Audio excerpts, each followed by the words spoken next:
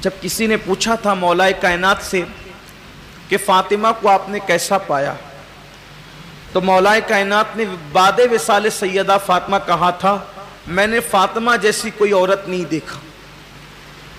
فرماتے ہیں وہ تو دنیا سے چلی گئی لیکن اس کی خوشبو آج تک میرے دماغ میں باقی ہے۔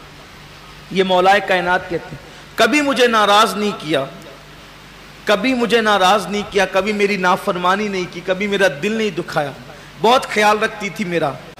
خواتین اگر سن رہی ہیں کیبل پر تو میں ان سے توجہ چاہتا ہوں، مولا کائنات اس کے خود راوی ہیں، فرماتے ہیں ایک رات پوری رات بخار میں تپتی رہی، اتنا بخار تھا شدت کا کہ بدن پہ ہاتھ رکھے تو چھٹکے لگیں۔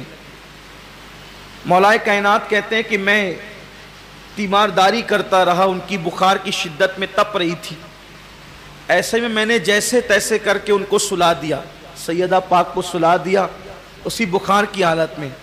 میں سلایا اور اس کے بعد پھر میں بھی سو گیا۔ میں سو گیا تو میں نے کیا دیکھا کہ بلال نے اذان پڑھی، تو بلال کی اذان کی آواز سن کر کے میں اٹھا۔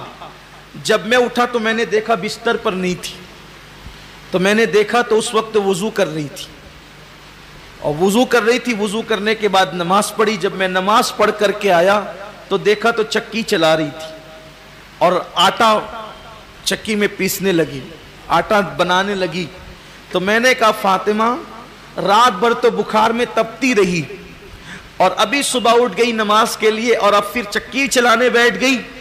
تو سیدہ نے مسکرا کر کہا اللہ کی عبادت مجھ پہ فرض اس لیے نماز کے لیے اٹھ گئی، اب اللہ کے بعد شوہر کی اطاعت بھی تو مجھ پہ فرض ہے، اللہ کی عبادت کر کے سو کیسے جاتی؟